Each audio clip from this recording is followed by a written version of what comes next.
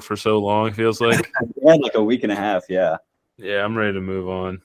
I haven't listened to it this week. I haven't listened to it at all. I don't even know who are these guys.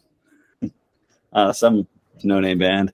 The Rolling Stones guy. And why do they have sticky fingers? I think I can tell from the cover art why they have sticky fingers. Ew. Sorry, is that too raunchy? That's a perfect amount of raunch. Ooh, look at that.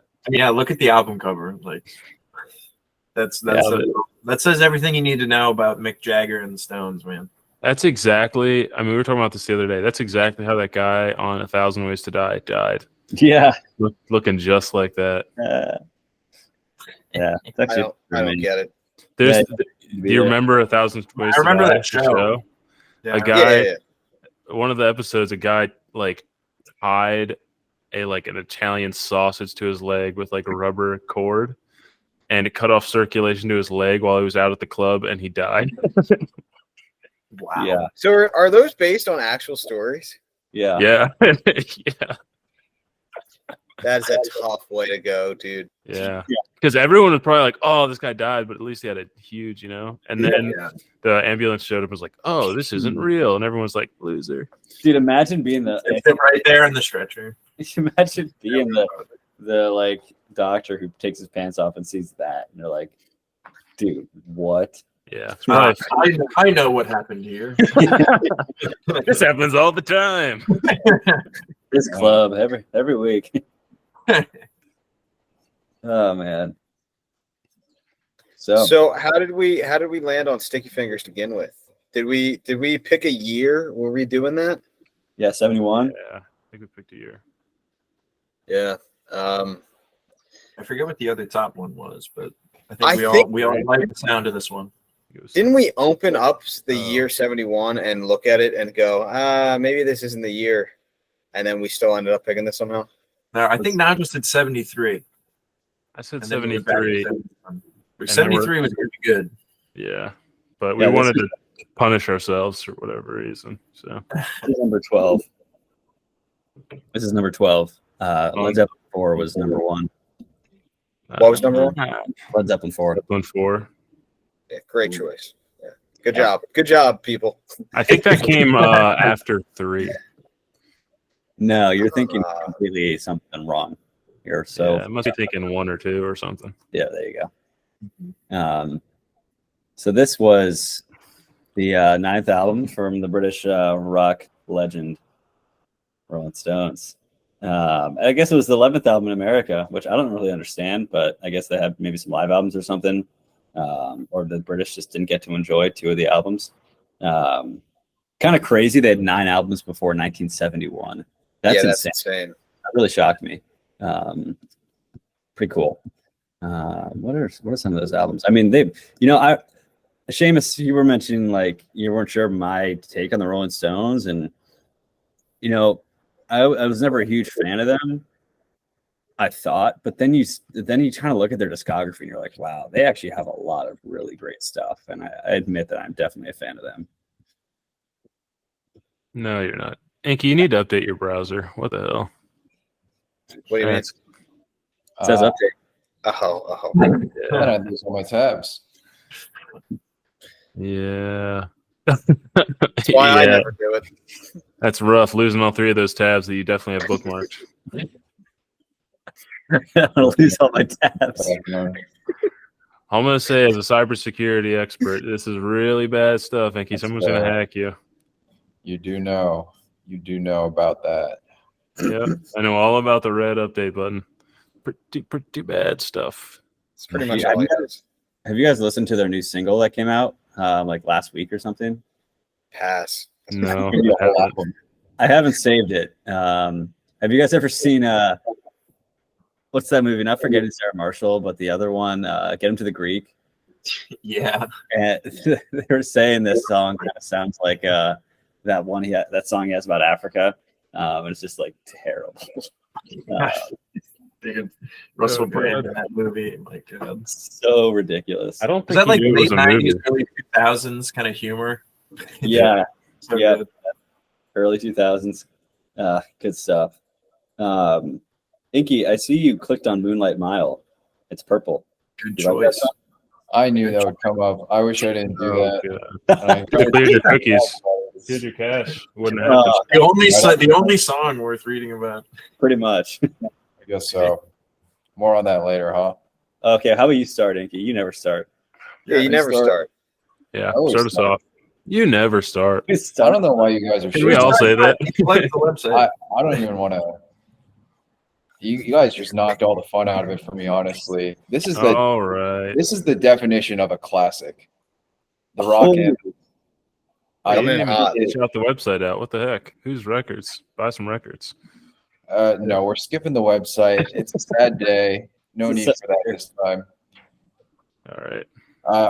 I can start. A-side, not too much to say. I think Sway is probably my favorite song. Wild Horses and Can't Wow. You Hear Me Knocking probably could have been a few minutes shorter. But, I don't know. It's obvious. I think, Brown Sugar, Wild Horses, they're hit songs with millions and millions and millions of listens every year for a reason. So, I mean, I think the first side speaks for itself. And then for the side two, Bitch, incredible opener, especially coming off You Gotta Move. And funny story with, it's not that funny, but Dead Flowers. I was listening to this while picking up Nigel from the Oakland airport. And I didn't check the runtime throughout the entire album. I wasn't looking at my phone at all. Also, I guess because I was driving. But Dead Flowers completely caught me off guard. I totally forgot it was on this album. And I don't know, it's all driving, just like really great energy, feel good song. Lyrics are probably about something terrible, but I didn't notice. I would say I have heard better covers in person in the Philadelphia area by someone on this call. I want to sneak that in there. And then save the best for last, the one that's highlighted, Moonlight Appreciate Mile. that. I mean, I think that's a massive, massive MVP, and I think a top 5 song among any artist for me. So Wow. I mean, Wow. I'm gonna spoil it already, but Yankees got to go first more often. I'm going top of S. I hate to bring my Ooh. name all the way up here, but Wow. Whoa, This whoa, album whoa. is top of that? Or that Yeah. song. yeah. Oh boy. Yikes. All right. All right. All right, Seamus. Dude, Wow. Yankee came out guns a-blazing. Inky, did you learn anything about Moonlight Mile after you clicked it? Did I learn anything about Moonlight? Not anything I didn't know already. Well, Well, I don't know anything, so It's not highlighted in my Wikipedia, so I don't know anything about it. All right. You guys can read it for yourself. I think it's a beautiful song. I love See you. the build up kind of towards the end of the song where you guys know what I'm talking about. yeah. There's like just a straight instrumental minute and a half session, not second. I didn't find this to be super interesting. It was talking about how, I mean, the song's obviously about like life on the road and some of the difficulties for being, this kind of rock star character, and something that Mick didn't talk about frequently. I think it said the lyrics and the songwriting and maybe even the music were mostly by him. He was driving a lot of the song, but again, stuff that everyone knows. So yeah, everyone except us. But But I guess all the listeners know. all the listeners Just know. us. Yeah. Wait, it's a cocaine song? That's cool. what does that mean? I don't know. I like how cocaine is highlighted. So you can What is that? what that is. When the wind blows and the rain feels cold with a head full of snow coming Yeah, down. that's the line. Wow, crazy. Yep. Top of that, huh? It's the top of S in my book. Jim Jagger. Some insight that you probably wouldn't expect me, the non-lyrics guy, to have is just reading the reception. That second paragraph, when it says Yeats, I'm pretty sure that's a reference to an Irish poet. W.B. Yeats, yeah. Yeah. William Butler. I had to write a paper on this. Holy College, shit, actually. Seamus. It just blew my How mind. do people know? I this? I literally wrote a paper on this guy. So obscure. I did. I did in the English class because we spent fucking like 4 years in a row. We had to take English, and we spent 2/3 of every English class covering poetry. An absolute waste of time. I wrote poetry every day. What are you talking about? Yeah, you can tell this guy doesn't listen to lyrics. Yeah, dude, it was miserable. But I did take that away because we had to write a paper comparing something or other. I don't know. I don't know what I wrote about. I just bullshitted it. Probably got an A. Not a big deal. It's just what I do, man. I need you to show up with a Yeats breakdown. Let's just Dude, cover I'm a pretty poet sure- next time. I'm down. Let's do it. Fishbowl. Yes. Edgar Allan Poe, Yeats. I will be out of town that week. Or sick or injured or something. But yeah, I also remember in senior year we had to write an essay on Hamlet, and I'm pretty sure I got like some kind of award, like semester award or something like that. I don't know, for what I wrote about. And brother, I mean, dude, I just schmooped the shit out of all that. Hamlet was a good play. Shakespeare really knew what he was doing. I actually do remember what I wrote about in that one, but Can you recite it for us off the top? Did you win in poetry? Yeah, in Old English. I actually keep it in my back pocket all the time, just for moments like this. That's when I peaked. I actually think I wrote about. This is gonna get nerdy, everyone. Hang on here.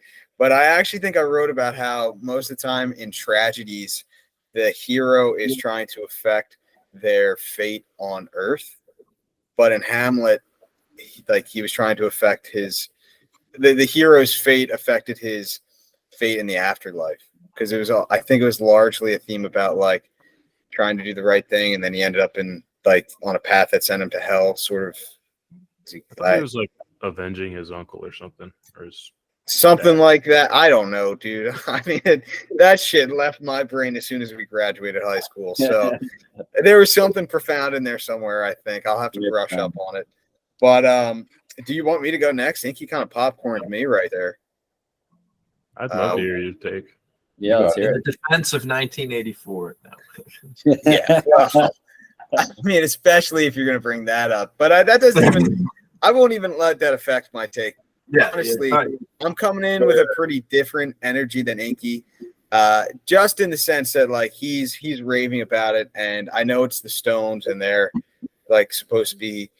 I mean, they are legendary. And to Jack's point, huge discography. One of those bands that's got a sneaky amount of songs saved on your Spotify. Like you'll open it up and you're like, holy shit, I have like 20 plus Stones songs saved. But my thing with the Stones, and like Jack, you might be able to attest to this, is like, yeah, there's like songs I've saved. Yeah, they make their way into some of the classic rock playlists. But honestly, like where I'm at right now with them, I don't think there's any song by the Stones that really gets me going at all. Like a lot of these other classic rock bands that I always reference on here. Can you break down what gets you going though, just for the audience? I mean, you probably know my the take detail. Yeah.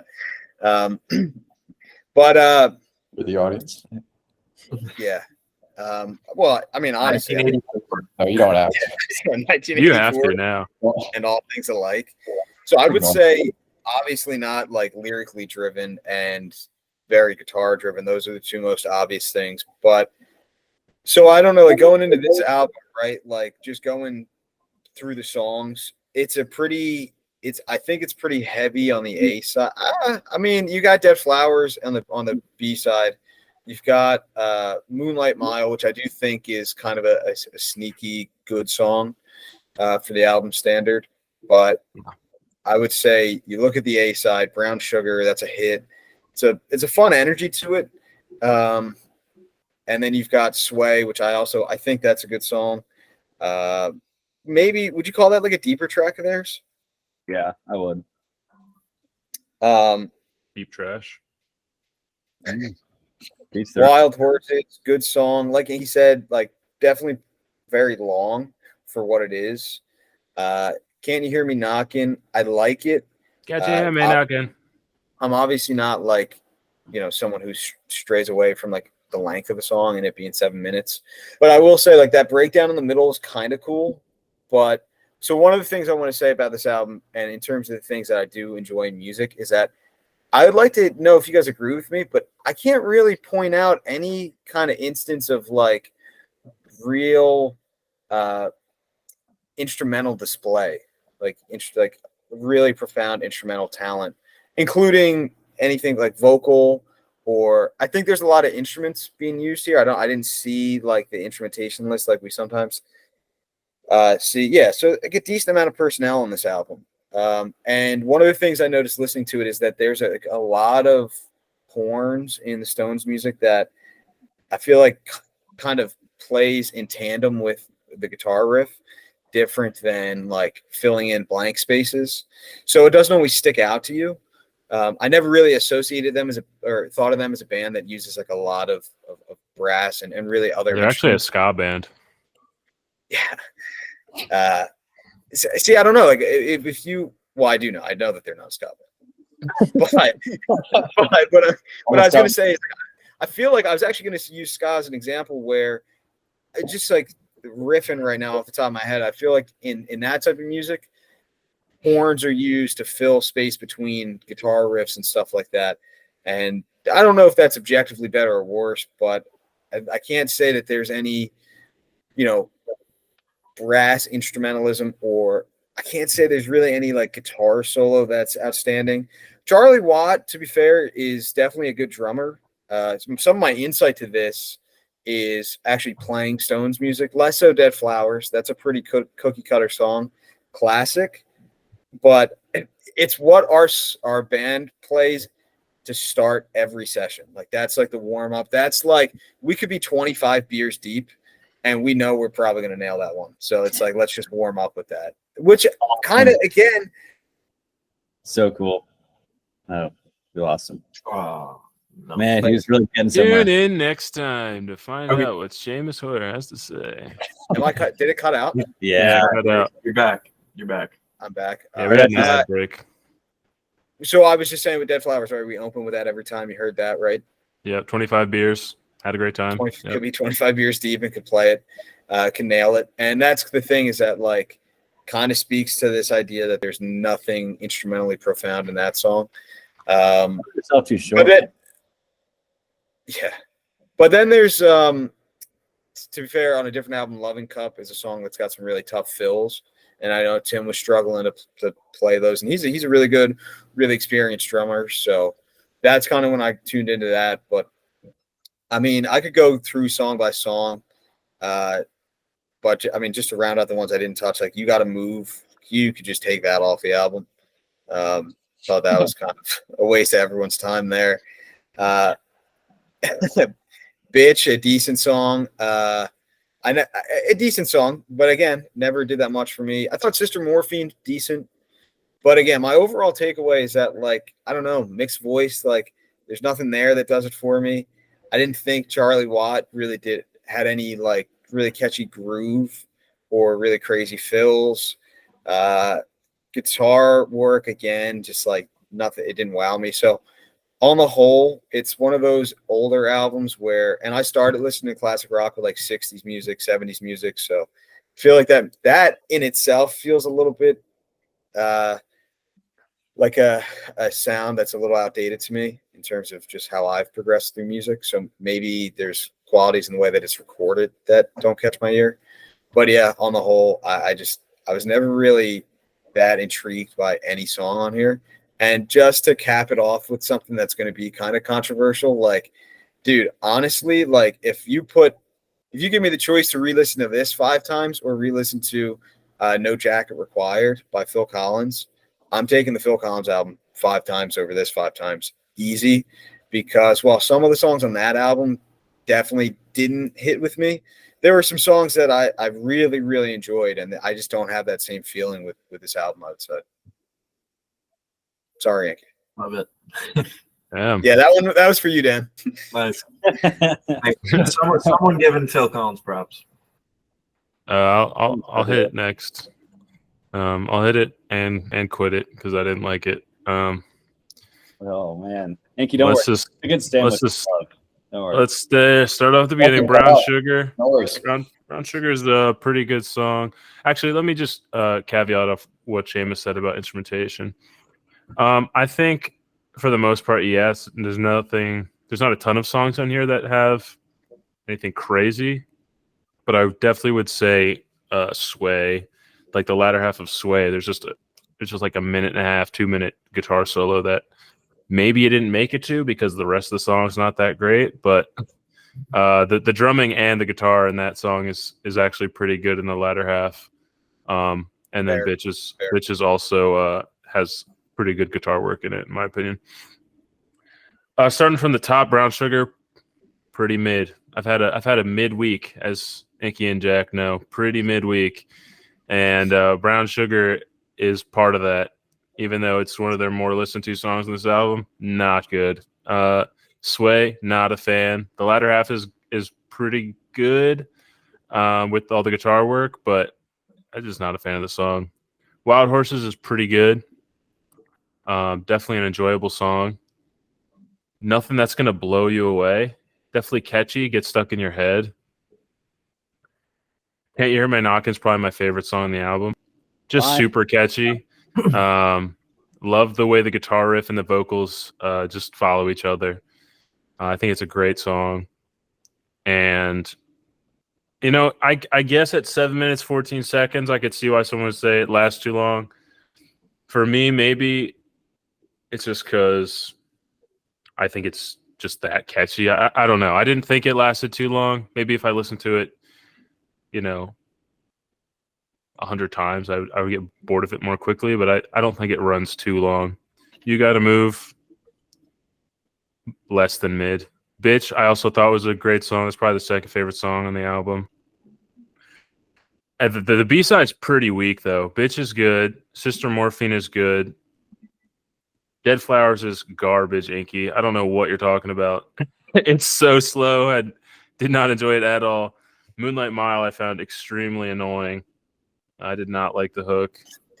And I got like sad. First thing that's been called annoying, I think. I don't know. It's just something about the way they sing the actual lyrics. Moonlight Mile, don't like it. I got the blues. I mean, it's blues. It's slow blues. Not what I want to listen to with the rest of the songs on this album, or the ones that I like. I thought this album was pretty mid, but there were some good songs on it, but overall didn't love it. If I were to compare it to No Jacket Required, just because Seamus started that, Inky, pull up where No Jacket Required landed on the list. Yeah, I think it's safe to say 1984 is safe. Yeah, 1984 is definitely safe. Okay, it's I would listen to it about as often as I would listen to No Jacket Required. Maybe Damn, you hated that album. Maybe a little bit more, just because I think it has some good stuff on it, or at least it has good songs on it that I would come back to.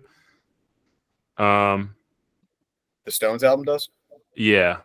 But essentially Can't You Hear Me Knockin', Bitch, and maybe Sister Morphine would make it to a playlist, but the rest of the album I would put in the trash and never listen to again. Damn. Yeah, Inky, sorry. Grumpy from the 14-hour commute from SF, huh, Nige? Yeah. Okay. Yeah, fair enough. So top of S if that wasn't for that. Dan, and then finish it off with Jack, maybe. I can hop in, yeah. I mean, I'm kind of at least in terms of songs that I take away from this album, I kind of really agree with Nigel. Like, Can't You Hear Me Knocking? Like, it was so great to hear the song again. Like, I think there's great instrumentation in this. Like, all the solos, everything. Like, that's a song where I'm happy to listen to every second of it. And I'm glad you mentioned Sister Morphine, because I think that is probably my favorite song on the album. Like, I think there's some great guitar work.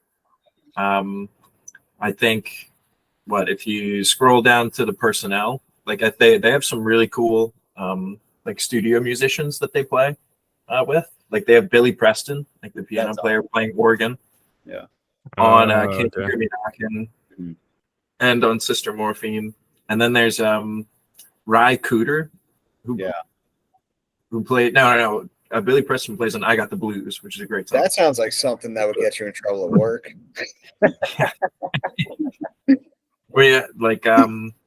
Ry Cooder plays on Sister Morphine, who plays a slide guitar, and like he's just a guitarist my dad really likes, so I know him like by proxy. And it's just like we might have to get your dad on the pod. This is like the only Stone. He's like his take on the Stones is this is the only good album. Like they're crap after this. Like I got some good stuff with Brian Jones before this, but this is like the good album. And like I kind of agree. Like I don't really know too much about the Stones, but this is like a good album.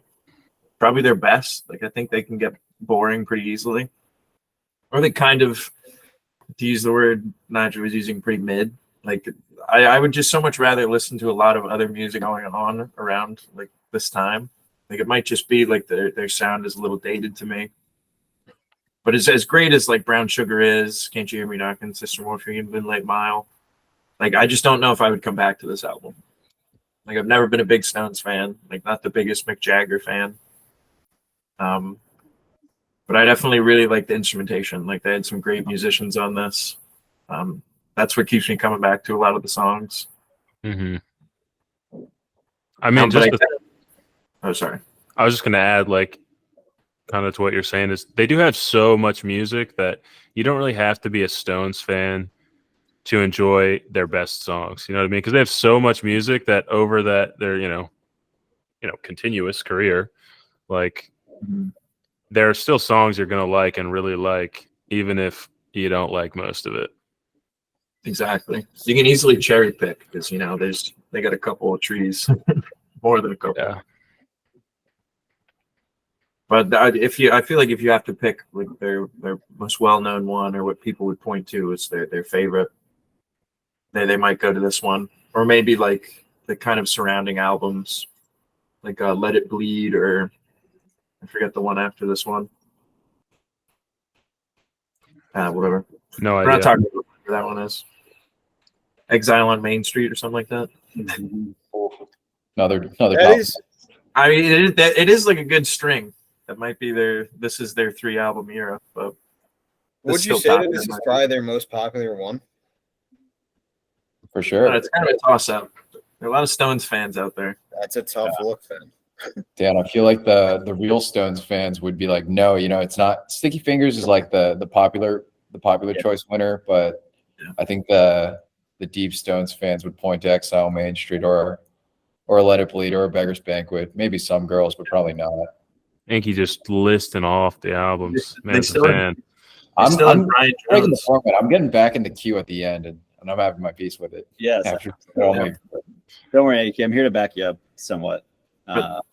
Sweet. I want to add one more thing. I mentioned this to Inky when I was in the terrible city of San Francisco. Brown Sugar, if you listen to the second riff in Brown Sugar, it's like 15-ish seconds in, it's actually the same rhythm and almost the same chord progression as the riff in Dancing Days on House of the Holy by Led Zeppelin. And immediately listening, because it's the first song on the album, I was like, oh wow, I'd rather be listening to that album. So it just kind of put into perspective, there's so much better rock out there. Yeah. It's just, maybe it's my sensibilities, but it just doesn't hit with me. I wouldn't save these songs as much as I like them,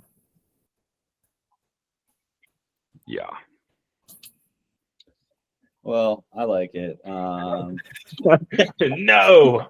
I don't know. I feel like a lot of these songs, I don't like all of them. I like a good amount of them. I feel like they all are just really well mixed, and they just have such a full sound to them. Like Brown Sugar just has it. I don't know exactly the right words. I'm not a a music reviewer critic, but like it just has this really full sound to it that is just like really powerful, and I think just really encapsulates the time really well. And like Brown Sugar is, I think, just like one of those like 4th of July songs. Like it's just like it rocks, and it's a crowd pleaser, And I think if you're in the right mood, like I think that song like hits really well. It's really popular and for good reason. Like it's a strong song, and I think it has a really full sound to it. Those are the words I can find to describe it, how I feel with it. I don't know if that resonates, but that's kind of how I feel. Mid.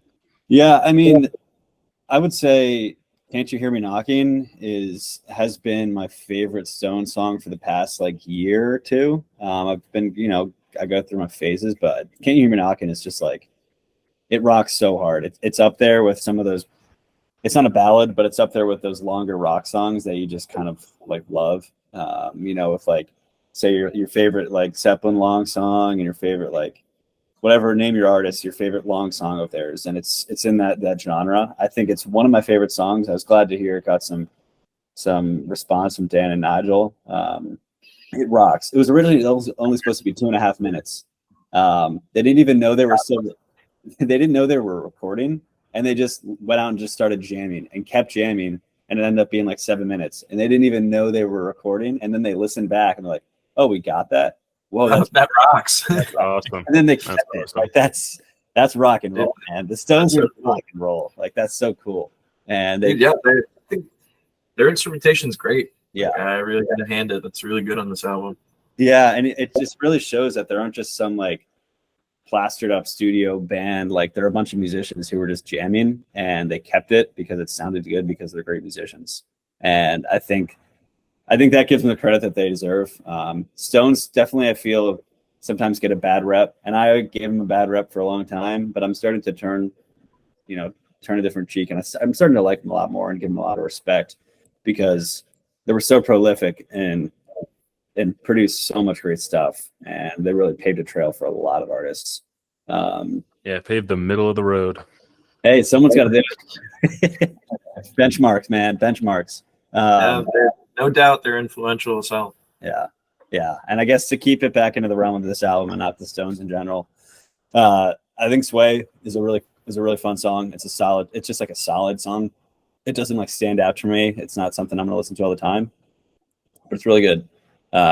"Wild Horses" is like one of my favorite songs ever, but not this version. I don't really like this version. The "Old and in the Way" version, Jerry Garcia and all those guys, that's got to be like, it's a total bluegrass, all strings, mandolin, everything. And it is like one of my favorites. So probably like one of my top 5 most listened to songs on Spotify ever. And their version doesn't really go for me, probably because that one is just like miles ahead. And I think that's kind of a trend with this album and with Stones in general, is they got a lot of really good originals, but there's some great covers out there of their songs that are kind of better interpretations. Dead Flowers, New Riders of the Purple Sage have an incredible, I guess it's just, I love Jerry Garcia, but like they have an incredible cover of Dead Flowers. And the Dead Flowers on here kind of feels like a little like funny, like the way that, it's just the way that the lyrics are brought to the song are just kind of jokey in that song. And it's kind of similar with a lot of Stone songs. I don't know. It's just like the intonation of the words. And I feel like there's better versions of it, but the song itself is great, I think. You Gotta Move. Got a lot of hate from you guys. That one's fun. It reminds me of, like, if I'm in the Wild West, like if I was in the movie Holes and I got to the camp, that's the song that'd be playing, man. There'd be like rattlesnakes everywhere. I think it's a fun song, and I like how they just kind of do whatever they want on this album. Like Nigel said, he doesn't want to listen, or someone said they don't want to listen to a blues song in the context of the rest of this album, but like, no, it's kind of all over the place. And I think they're just like, yeah, we're just going to do whatever we want. And they did whatever they want because they can. And if they're having fun, I'm having fun listening to it. No one's having fun. Sorry, I forgot. This is business. It's show business, music business. Bitch, solid song. I didn't love it. I sounds like it's a big favorite here. I think it's pretty good. And then I got the blues, and Sister Morphine is kind of where I lose it in the album a little bit. That's where I'm like checking the time. I got the blues sounds so similar to this other blues song that I just can't pin the name on. Stand By Me. I don't know. I don't think so. The intro sounds exactly like that. It's more of the sax and stuff later in the song sound like another song. So close. the whole time I just wanted to listen to that song. So kind of lost me there. Sister Morphine. Yeah, it's just not my taste. I can see how it would be like. It's not my taste. Dead Flowers, I already talked about it. You know, it's a great song by someone else. I think their version's not the best. And then Moonlight Mile that's quickly risen to like my top couple like favorite songs of like any artist in the past like 6 months when I discovered it. I love that song. And the Wikipedia had this great quote when Inky pulled it up. It's an intoxicating mix of exotic and intimate. And that is, I mean, I wish I could come up with sentences like that, because that is like nail on the head. Like that's exactly what this song is. Exotic and intimate. Like it's such a ChatGPT wrote that shit. Probably. ChatGPT might be responsible for everything in Wikipedia at this point. You know, fine with me, man. It's like, I don't know. I think that's a great way to describe it. There's not really much else to say. I think it's just such a cool song, and that covers it well. As an album, there's a couple spots where like I probably wouldn't come back. Like I don't love the Wild Horses. I really don't like listening to it. 10 times out of 10 I'd listen to the other version by Old and in the Way. Same with Dead Flowers and New Riders of Purple Sage. Moonlight Mile and Can't You Hear Me Knocking and Brown Sugar. And I mean, there's this like, I'd say like 70% of this album is like top tier, like some of the best rock from this time. But then there's like 30% that's I could go without. I would take off the album. So I think it's great. I don't think it's the best, but I think it's really, really good. Inky, what you got? You have it. Yeah, well, you're wrong, but Yeah, I just waited until the end because I wanted to see if anyone else commented on the instrumentation piece. I guess I would ask, I think it's mostly Seamus and Nigel. Seamus, I guess I can see why it didn't really catch your ears, because I think my main point in question would be, or the thing I would point to would be Keith Richards. And I mean, name a better rhythm guitarist. He's right at the top. It's like a 1A and 1B with him and Pete. And I feel like his songwriting, his like construction of I mean, he didn't actually invent it, but I mean, he like defined open G, like a whole tuning. All the stories with him like ripping off just all the kind of cool, neat things that went on throughout the album. And Clapped back. Good job, Inky. what? Did you reference Pete Townshend? Townsend. Yeah. So Like it's so funny. You're like low key the biggest Who fan who's not a fan of the Who. Yeah. I mean, you'd put like Mark Knopfler in that conversation too for rhythm guitarist, wouldn't you? But also, you talk about rhythm guitarists a lot. Like, what's your criteria for defining them? Yeah, I knew that was going to come up, and because it is really tough. Reverse. I mean, it is really tough to define. It's mostly what I hear from other people. No, but I think there is something to be said for kind of like inventive technique, songwriting. There is like Fair. Yeah, fair. Yeah, thanks for letting me off the hook. I was gonna say No more than I did. I mean, like a campfire version of the song, because like Seamus, you spoke to it a bit. Dead Flowers is really simple. You guys can nail it. It's a campfire song. Whatever, like 3 chords.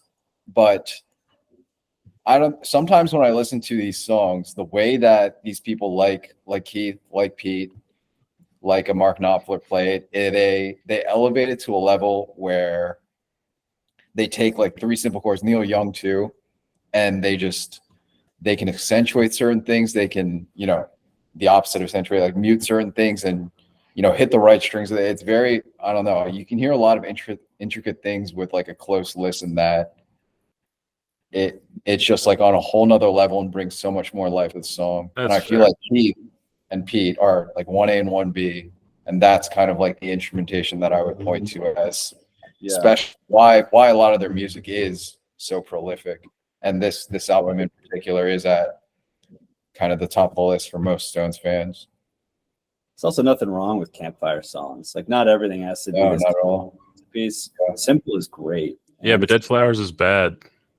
No, Okay, it's not. that's a good rebuttal. Nigel really selling his case for the album. Yeah. Hey, I got science behind me. Yeah, great point, Nicky. Good job. So like talking about instrumentation, one of the things I was going to ask Nigel, since you seem to focus on and have maybe the most insight into like recording techniques, mixing and stuff like that. Because I'm thinking out loud when I say a lot of these things, specifically when I'm criticizing something. Like when I like it, I've often done some kind of research, and like Inky said, like you hear other people talk about it, and that's how you learn all of the things that you like. When I am critical of something, it's a little bit harder to explore, to find the reason why I don't like it.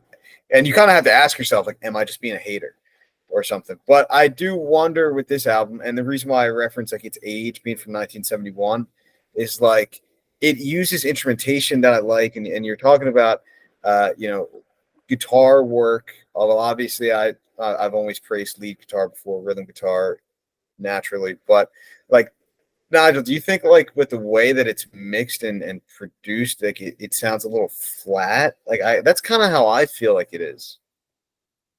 I mean, yeah, I guess when you go farther back, because of the limited recording techniques, right? I don't know how many tracks they were able to record on this.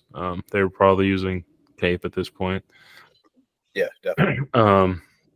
Yeah, there's definitely less low end in music back then, like just in general, because tape can't handle it, vinyl can't handle it.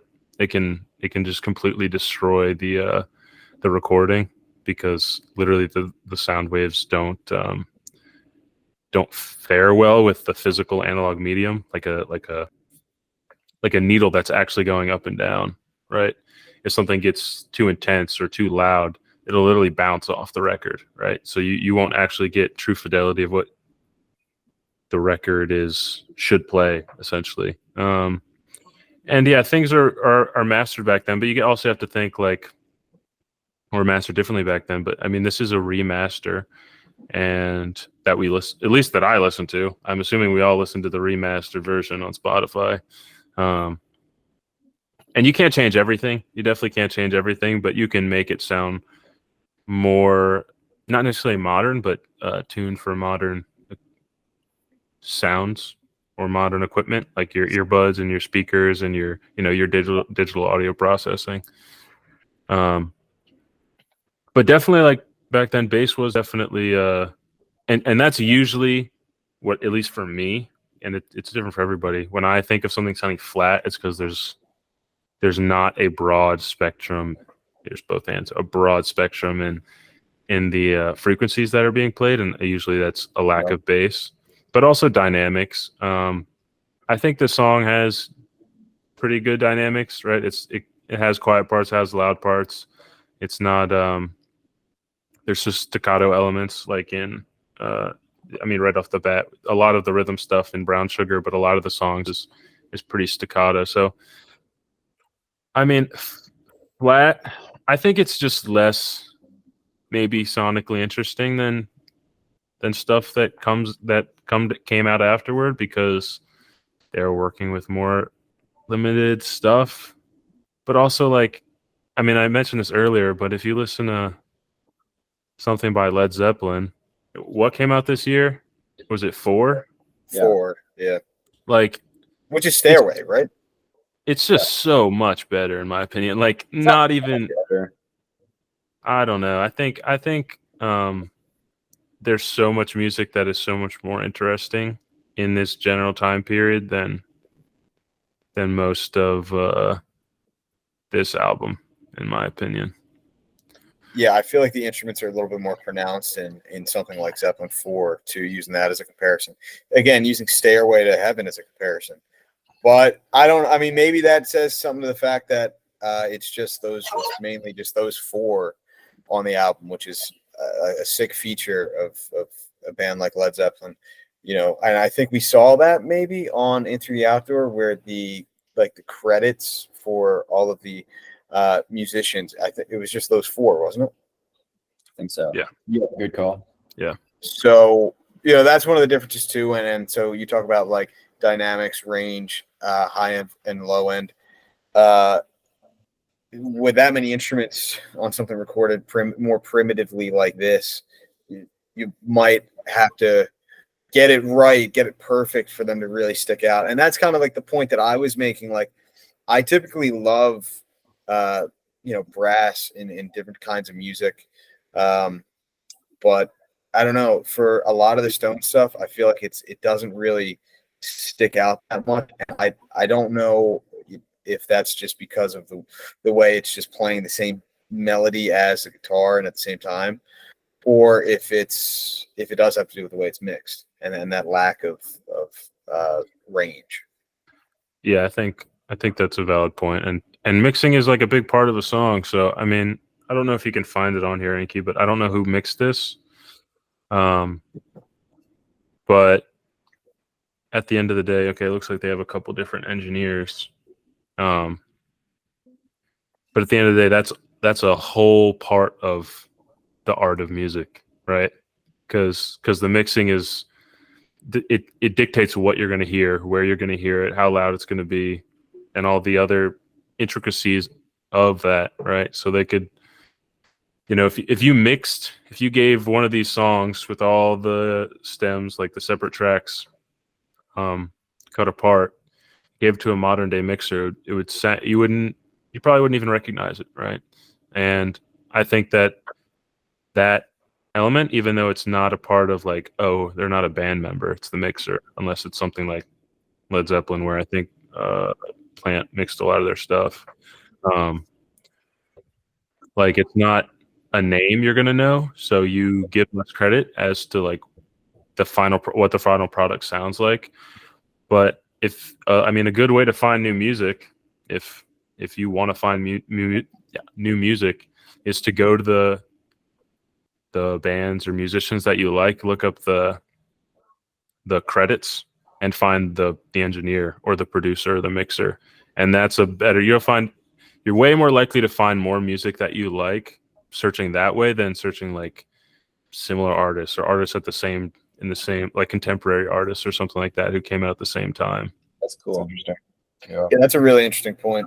Something I haven't paid attention to too much. I know on one of the Rick Beato YouTube videos, they were talking about guys who mixed multiple, you know, big hitting '90s grunge albums and stuff like that, like Brendan O'Brien's involvement in Pearl Jam, and I think there was one other band, maybe it was Soundgarden, that he worked with. So, good point. I might have to start paying attention more to that. Dude, Rocky Dijon on the congas. What a name. Of course, he plays the congas. Yeah. Well, I like how the congas are the only instrument highlighted there. Yeah, in case someone has to look up what they are.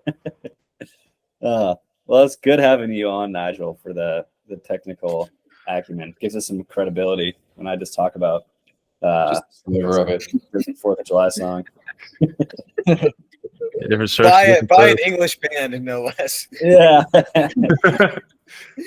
Yeah, they had a shit time on 4th of July. I got nothing else to add, I don't think. I'm ready to hit the rating. I think you're going to be disappointed. And the Guess Who? Dang, the Guess Who's from Canada. I always thought they were from they're from Winnipeg. Thought they're from the UK. They sing American Woman. Yeah, it's ironic. Yeah, it made me think of other artists who give off that 4th of July shit. But they're from Winnipeg. That's so random. Bad Company's another band that could pass as like English or Southern rock. I'm pretty sure they're also Canadian. Are they really? No way. Thought they were from California. I thought they were from the UK. Yeah, they're from the UK. Fuck me. Damn it. Yeah, fuck. Roasted. That would have been so. Don't worry, people. We fact check here. This guy's getting off. Fuck. I got That's his last episode. Dude, fun fact about Bad Company. There's an album called, or there's a band called The Firm. I don't know if you guys ever heard of them. I found them today. The Firm is Jimmy Page and Paul Rogers from Bad Company. and they started a band and released one album in like 85 called The Firm. Oh boy, Wow. I might have to listen to it. And there's a That's song called Midnight Moonlight on it, and there's a song called Radioactive. They're both pretty awesome. The rest Doesn't of it's Jerry Garcia band play a song called Midnight Moonlight? Yep. And Moonlight Is it the same Mile. song? This is not the same song, totally different song, but it's really cool. It's a good song. I recommend it. Little known album collaboration I'd never heard of, found today. Definitely gonna have to check that out. You typing it in right now. Maybe Bachman Turner Overdrive is the Canadian band that I was thinking of. Taking Care of Business. Oh, they had another one in '86. Oh, really? Yeah. Dude, Simpsons makes fun of Bachman Turner Overdrive so hard. It's so good. Do they really? Yeah, I'll find the clip and send it to you guys. Yeah, please do. As far as a rating goes, Inky's already spoken. He came out the gate hot just to get absolutely blue balled by this whole conversation. Yeah, that's what happened. Yeah, I stick by it though. Top of S. I'd say less misses than 1984 and Wish You Were Here. That's a rubbish take. What? That is a rubbish take. That's That is so a- garbage. I want to More say that iconic is songs objectively wrong. and Objectively wrong. more songs. I don't know. I'm sticking by it. Even looking back and after the conversation. Yeah. Okay. Well, we'll get back to you, Inky. Anyone else want to go? I'll save I think I'll be a tiebreaker, so I'm gonna save to the end. All right, I'll go. It's definitely a C. It's a C. C? Where in C? It's probably top of C. Probably top of C. Dude, I might have to agree with you. I was going to say, Nige, where are you putting this? I was struggling between low B and C, and that's heavily influenced also by the stuff that's up there. Dude, I mean, I'm listening to everything in B multiple times before I come back to this album. Doesn't matter the weather, the mood I'm in. It doesn't matter, man. Again, everything in B I'm listening to before this one. Yeah, if we put it C, I'll say top of C. I mean, I got to give it more credit than the things in there. Again, the things in there have some moments. I mean, this is the Stones we're talking about here. There's definitely something to be said about some of these songs on here, like the popularity of them. And again, I mean, I talked it down, but there's still like "Can't Hear Me Knocking" is definitely a fun song. But yeah, I don't know, dude. I was tuned out pretty hard at times, so I'll say top C. Damn. I'd also clarify that No Jacket Required for me is also in C. I don't think this is like marginally worse than that. I would have them next to each other in C. Nige just had to throw that dig in there. Yeah. Yeah. Well, I think Seals and Cross is an F, so That's fine. I think it's an A.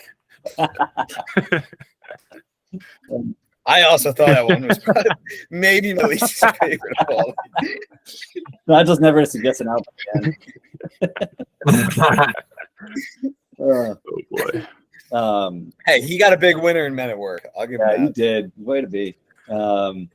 I think this is bottom of A. So right after Sir Psycho Sexy. I think it's right there with London Calling for me. I think those are very similar albums in my mind, just like how much I like them. So that's all I have to say. Yeah, it's kind of tough because at least for me, like No Jacket Required and Abandoned Luncheonette being where they are in B, it kind of skews my thoughts. Like I would like Jameis would listen to most of those albums, like I kind of would too. But I think I would put it like next to right below No Jacket Required in B. Like it is a really good album, but I mean, I just don't have the sensibilities for like the rock and like coming back to it. Like I like going through it, but I'm very quickly going to move on to something else. I think that pretty much means it's bottom of C. I thought Dan's was a pretty good average of where it could land. Yeah, I think so. Yeah. Yeah, I guess. I mean, yeah. Dude, this is A little lower in B. I'd say Lower than Green Day. I'd say you get like a 12 pack and drink a bunch of beer and listen to this album and your opinion might change. I think this is This is a good drinking album. I think I that's mean, Put it on. I think the only reason that I would even be tempted to agree with that is because if I'm drinking 12 beers, I'm probably going to be in the room with other people, and the Stones are like a radio band. they're just so fun to listen to with the group. Yeah. The Stones, it almost reminds. This is muddy the waters here a little bit, although I think the room might agree with me. It reminds me kind of like Bruce Springsteen, where it's like the boys are drinking beers. These are the radio songs. These are the hits. You know what I mean? And everybody's singing along to it because it's like we all know Dead Flowers and Brown Sugar again. It's like it's a fun song, but it's a time and a place album for sure. Yeah. They are a hit band. Yeah, time and a places went though, so let's keep it.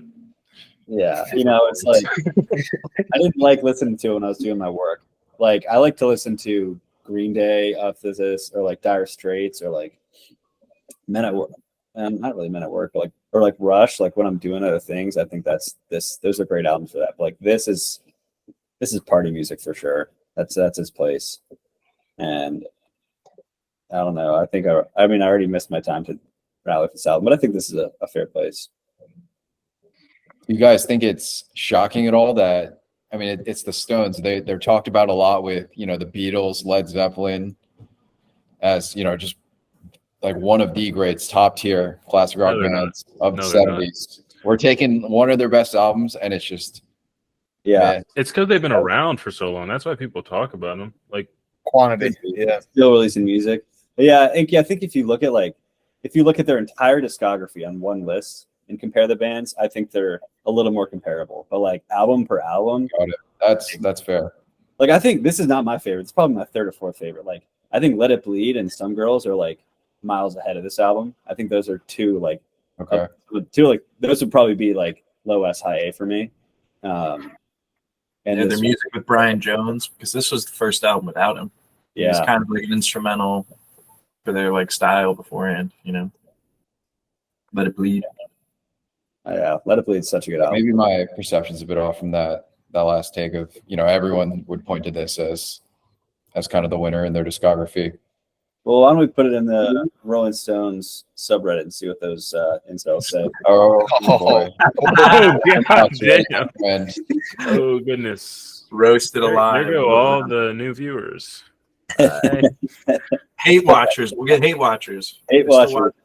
They watch ads. Yeah. They buy stuff. Hey, take off your ad block.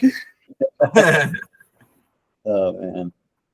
Yeah. No, I mean, if you look at their entire catalog, it's comparable to those other bands, maybe. I think it's just quantity. It's a quantity thing, and it's a quantity of songs that are cut for the radio, in that they're palatable. I'm telling you though, man, like in that same kind of argument, like you talk about Mount Rushmore conversations. Did we talk about any member of the Stones? I think we finished the Mount Rushmore conversation by saying, like, we didn't touch the Stones in this. Yeah, it's fair. No, I picked So, yeah. Dude, it's kind of funny. The Radiohead guy has like pants on. Yeah. Phil Collins right next to never mind. And he's just only Green Day was up where Dire Straits was, it'd be like Radiohead's arm. yeah. Holding a grenade. That would be awesome.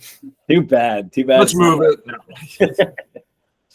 Oh, Yeah. cool. Well, we could bump those two albums down a tier. Whoa. The Radiohead one is the only one I missed, I think. Yeah, I voted against that one. That's a great album. Banger. Fantastic album. Well, you weren't here, so I don't believe you even listened to it. Rubber Soul. I did listen to it actually. But yeah, I don't know. No, it wasn't terrible, but there weren't that many songs that did it for me. But that's done and dusted, unfortunately. I don't get a say in that one. Yeah. What's another album with an arm that we can slap on like above the Radiohead album? An S album with an arm. Maybe something with shoes at the bottom of C. Let's do some research. Turns into a whole different podcast. And shoes and pink shoelaces. What do we think? So I am like out this coming Sunday, so I guess it's not a big deal. Well, I'll be back the next Sunday actually. I'll be back next Friday. When do you come back, Jack? 15th. Next Friday. 15th. So I'm like, I mean, next Sunday is in like 4 days. I doubt we do an episode then, anyways. Monday seems to work better, honestly, lately. Yeah, that's true. Mondays have been what we're doing. Yeah, I mean, I could do the earliest I could do is the 17th that's a Sunday. If you guys don't want to wait that long and you want to do something midweek next week, you can go ahead without me. But up to you guys. Do we want to do this whole like pick one from the same year? I was looking at 1971, and I feel like the difference isn't as stark as it would have been in 85. What did we do? We did No Jacket Required and Dire Straits. So this year? I was also looking at 70 and 72 because at the end of the day, how much difference is 1 year? I mean, somewhat considerable in the moment, but I mean, 71 compared to 70 is in this day and age 49 years ago versus 50 years ago, or however that math breaks down. So I feel like you'd still get the same concept by comparing those. I know the Doors had an album in 71. Cosmos Factory is 1970, but I feel like that's essentially like the same. It's going to be the same discussion as this. Ooh, 71. Let's do the Beach Boys. Come on, let's do it. Fragile by Yes. That's the other one. That's the Yeah, other real heady. Be here for that one. Yeah, Inky, you're totally right about Cosmos Factory. That is, yeah. I can't even like listen to that shit anymore. Why? Because you just think of Vietnam? I think of Vietnam and I think of Walgreens because they are down on the corner. Yeah, always on. Always. Literally ruined that for me. We can wait on ZCR. I think we just did them. 2 for 1 for the fans. I would pick Bayou Country first over. I mean, Cosmos Factory's got some stuff to discuss, but what was the one you just said? 1970. Yes. Fragile. No, you said the Beach Boys, right? Oh yeah, the Beach Boys. Jack for Fragile. Yeah, just keep me for Fragile for sure. Completely different vibe than this album. You know, What do you guys another think very about- successful. Which What's one? up? Yeah. The Beach Boys. Okay. All Things Must Pass. George Harrison was 1970 as well. That's a good album. I like the Beach Boys shout because it's another super popular band, but for different reasons. I think it's going to sound a lot different. I mean, I'm familiar with some of the stuff on the album, so I know it sounds a lot different than Stones. What album is it? I don't was see it. just Where looking is at it? What year? Oh, never mind. I thought No. it was. Someone said Pet Sounds. That's the only one I know by them. Yeah. Oh no, Sam- it's Surf's Up Surf's Up. Sweet. by the Beach Boys. But you guys should have done that this week. You were just in California. Yeah, and I'm about to be in Mexico. Come on. The Surf is also up there. Where the hell is it? Oh, there it is in Spotify. I keep seeing the soundtrack for the movie Surf's Up. That's what the first result. Yeah. What a great movie. Wow, we're doing this? Let's Interesting. do it. All right. Sweet. Not just on the hot seat, by the way, because the last one that he proposed was Whoa. not well received. The last albums that I proposed are albums I know. I don't really know this album. So Yeah, that's fair. I'm not sponsoring this. I'm just suggesting it. So we're doing it? Yeah, let's do it. Let's Let's change do it up. Another week without. It could be our first D album, you know? None of us really know it. That's kind of I fun. like it. Yeah. Yeah. God, I hope it isn't, man. I need a banger. It's just a week of trudgery. Yep. I did real quick, and I mean, if anyone's got to go now, obviously this. I don't know where this conversation is going to go, but I was going to say, like, how often do you guys listen to albums cover to cover during the week, like not for this assignment? Assignment? I know. That's going to make telling homework. Often. I would I say usually listen to like albums through.